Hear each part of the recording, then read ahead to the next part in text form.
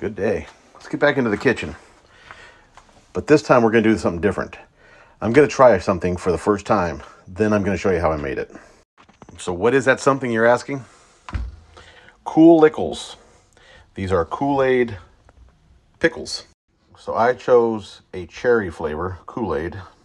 This soaked for 7 days. Let's give this thing a try. I'm actually kind of excited. Everybody's been talking about this. And now it's time to try it. Oh, the color is really cool.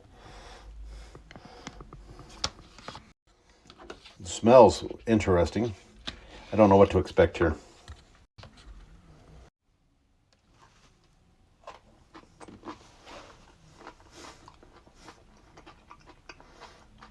Okay, I was not expecting that.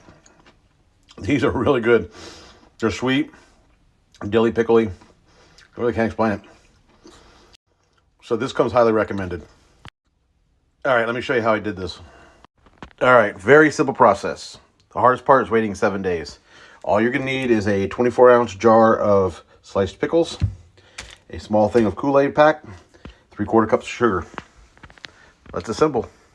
All right, strain the pickles into the bowl. Oh, if I put my purse down.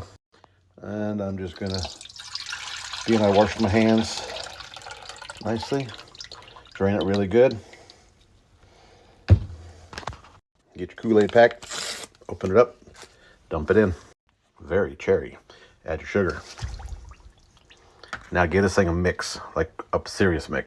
All right, I'm not gonna record it, but I'll get that into there. I don't want to make a mess. All right, put the lid on, good to go. Set it in the refrigerator. About every other day, give it a good shake.